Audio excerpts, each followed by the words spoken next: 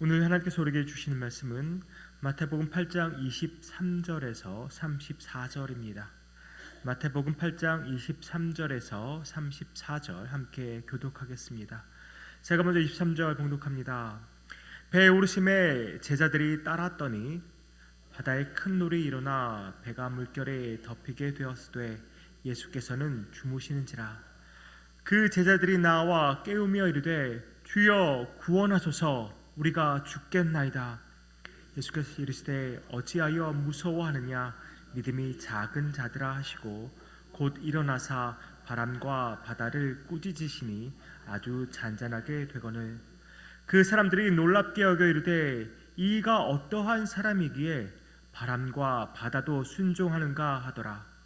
또 예수께서 건너편 가다라 지방에 가심에 귀신 들린 자 둘이 무덤 사이에서 나와 예수를 만나니 그들은 몹시 사나워 아무도 그 길로 지나갈 수 없을 지경이더라. 이에 그들이 소리질러 이르되 하나님의 아들이여, 우리가 당신과 무슨 상관이 있나이까? 때가 이르기 전에 우리를 괴롭게 하려고 여기 오셨나이까 하더니 마침 멀리서 많은 돼지떼가 먹고 있는지라. 귀신들이 예수께 간구하여 이르되 만일 우리를 쫓아내시려면 돼지떼에 들여 보내주소서 하니 그들이 가라 하시니 귀신들이 나와서 돼지에게로 들어가는지라.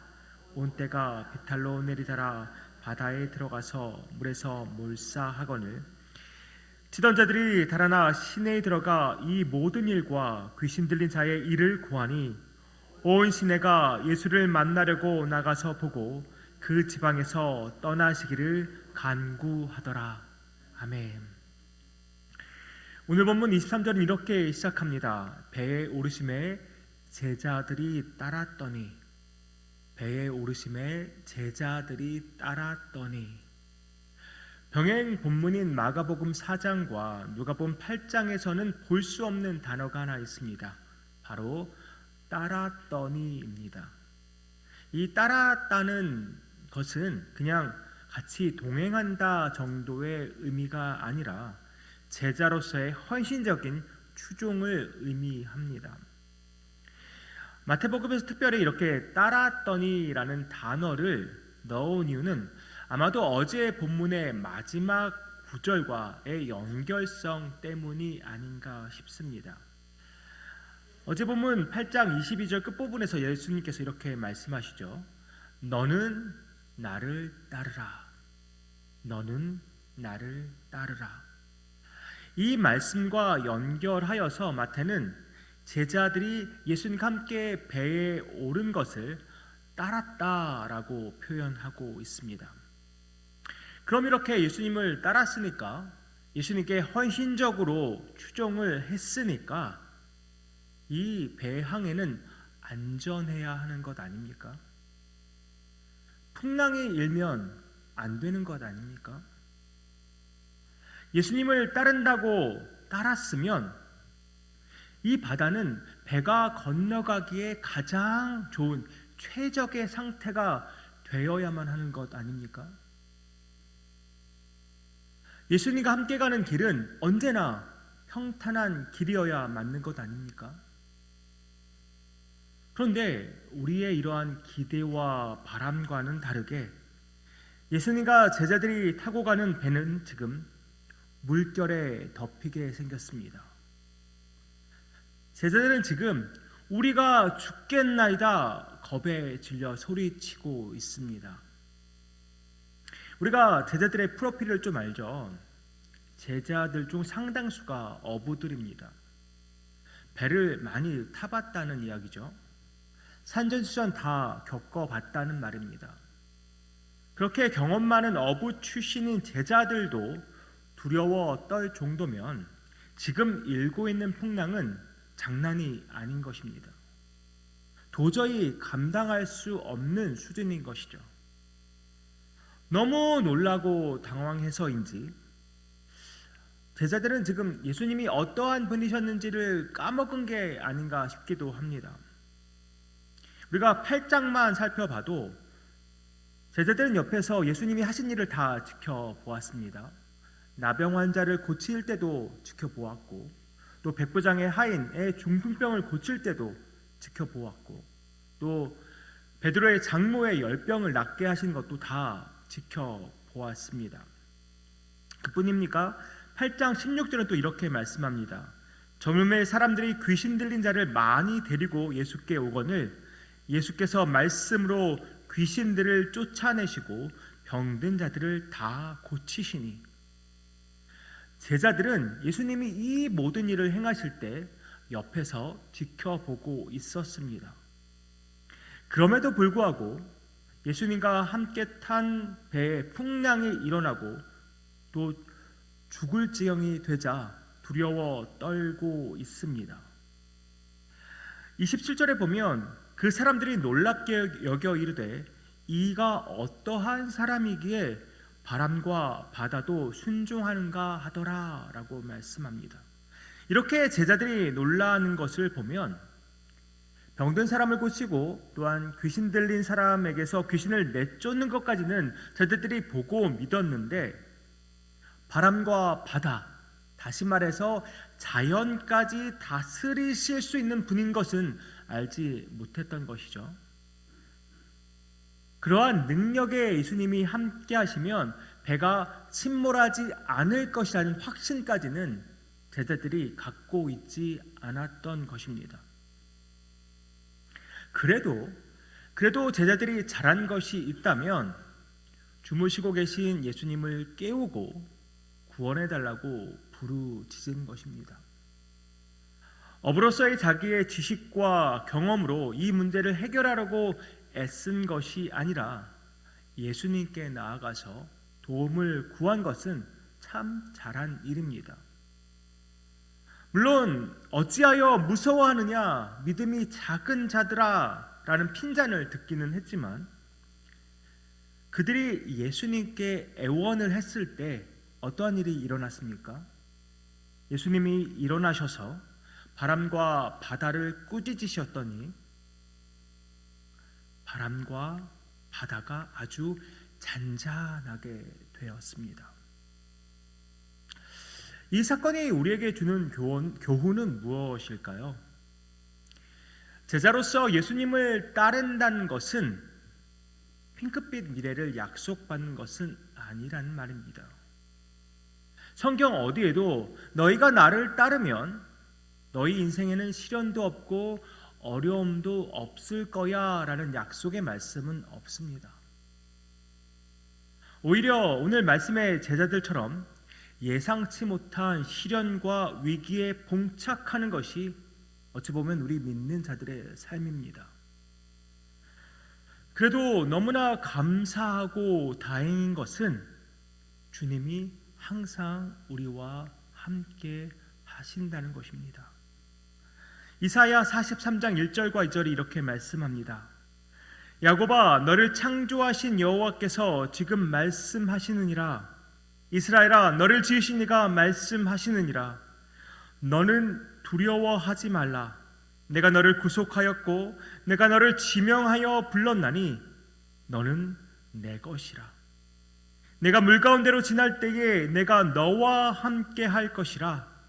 강을 건널 때에 물이 너를 침몰하지 못할 것이며 네가 불 가운데로 지날 때에 타지도 아니할 것이요 불꽃이 너를 사르지도 못하리니. 물론 물 가운데로 지날 일이 없게 해주시면 더 좋겠지만 불 가운데로 지날 일이 없으면 더욱더 감사하겠지만 주님은 그것을 약속하진 않으셨습니다. 하지만 이것은 분명하게 약속하셨습니다. 내가 너와 함께 하겠다. 내가 너와 함께 하겠다. 물 가운데로 지날 때도 불 가운데로 지날 때도 내가 너와 함께 하겠다. 함께 하셔서 물이 우리를 침몰하지 못하도록, 불이 우리를 타지도 사르지도 못하도록 지키고 보호하시겠다고 약속하십니다. 우리는 그 약속을 신뢰하고 오늘도 믿음으로 예수를 따르는 것입니다. 병자를 고치시고 심지어 자연을 다스리시는 주님이 늘 우리와 함께 하십니다. 모든 상황에서 찾을 수 있고 모든 상황에서 부르짖을 수 있는 주님이 우리와 함께 하십니다. 제자들은 이렇게 자연을 다스리시는 예수님의 그 능력에 경탄해하면서 예수님과 함께 건너편 가다라 지방으로 갑니다. 거기서 예수님은 귀신 들린 두 사람을 무덤에서 만나시죠. 귀신 때문에 그들은 굉장히 폭력적이었습니다. 근데 그 사람들에게서 예수님은 귀신을 내쫓으십니다. 그런데 그 귀신들이 어디로 갑니까? 돼지에게로 들어가서 그 온 떼가 비탈을 내려달아 바다에 들어가 다 몰사되고 맙니다. 이 광경을 지켜보고 있던 돼지를 치던 사람들이 다 동네로 들어가서 이 모든 사실을 사람들에게 알립니다. 그 소식을 들은 사람들의 반응이 무엇입니까? 예수님을 찾아와서 이 지방에서 떠나달라고 요구합니다. 돼지떼를 치는 것을 보면 아마 그 지방은 이방 땅이었음이 분명합니다. 유대인들에게는 돼지가 부정한 동물이었기 때문이죠. 예수님은 친히 그 이방 땅에도 찾아가셔서 귀신을 내쫓는 능력을 보이십니다. 예수님의 관심은 귀신 들린 불쌍한 영혼들이었습니다. 하지만 그 지방 사람들의 관심은 물에 몰살된 돼지떼였습니다. 예수님은 그 지방에서 영적 세계를 주관하고 그것을 다스리는 귀신을 내쫓은 그런 권세와 능력이 있음을 분명히 보이셨는데 사람들은 지금 자기들이 입은 손해에만 집중하고 있는 것이죠. 사실 이해가 안 되는 것은 아닙니다. 내 앞에 능력을 보이시는 주님이 계신다는 사실보다 내가 입은 손해가 더 크게 보이죠. 주님이 베푸신 능력의 역사보다 피부로 느껴지는 내 것이 더 소중하게 느껴집니다. 우리는 그렇게 연약한 인간들입니다. 성도님들, 우리가 이렇게 연약한 인간들이지만 동시에 우리는 하나님의 자녀요, 또한 그리스도의 제자들입니다. 예수님이 따르라고 하면 배에 올라야 합니다. 예수님이 가자고 하시면 이방 땅에도 가야 합니다. 물론 예수님이 가자고 하시는 길, 따르라고 하시는 길 꽃길만은 아닙니다. 하지만 예수님이 함께 하시는 길입니다.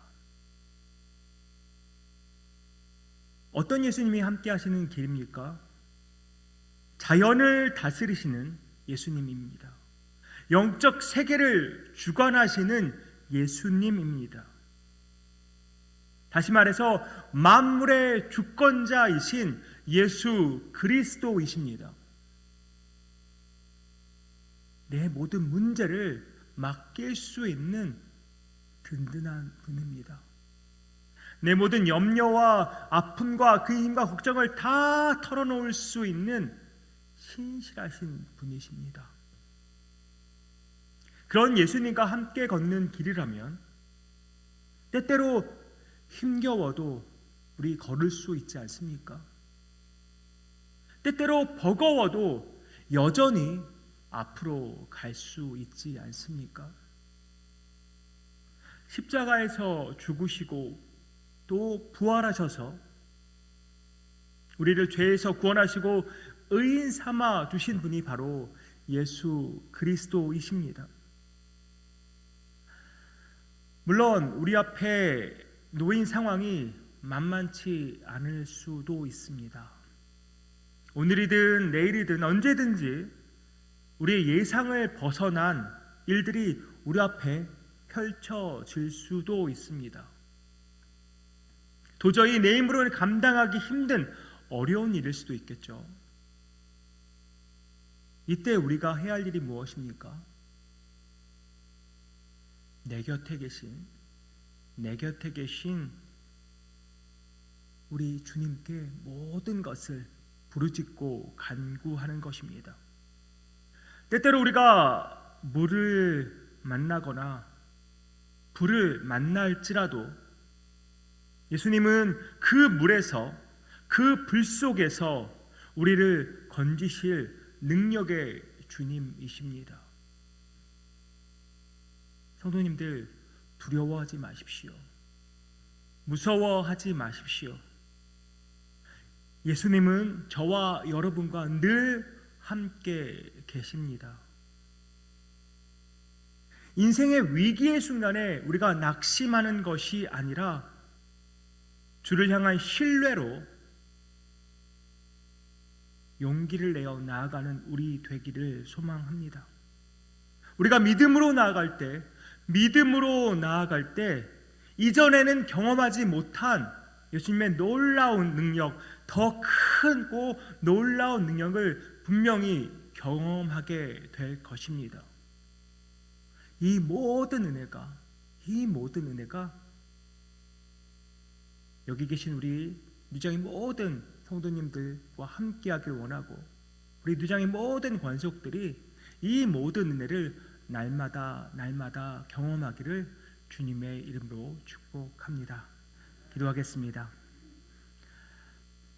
주님을 따른다는 것, 꽃길을 걷는 것이 아니라 때때로 위기에도 봉착하고 어려움에도 봉착하는 힘든 길임을 우리가 압니다. 그럼에도 우리가 용기를 내서 걸어갈 수 있는 것은 그 능력의 주님이 우리와 함께 걷기 때문입니다. 주님이 우리와 늘 함께 계심을 잊지 않게 하시고, 능력의 주님이 나와 함께 하사 내가 때때로 물을 건널 때에도 또 불을 건널 때에도 나를 지키고 보호하실 것을 확신하며 걸어가게 하여 주시옵소서. 믿음으로 나갈 때 주님의 능력을 보기 원하고, 믿음으로 나갈 때 주께서 베푸신 놀라운 은혜를 경험하기 원합니다. 주님, 함께하여 주시옵소서. 주님, 우리 인생 가운데 주의 놀라운 능력을 보여 주시옵소서. 이 모든 말씀 예수 그리스도의 이름으로 기도하옵나이다. 아멘.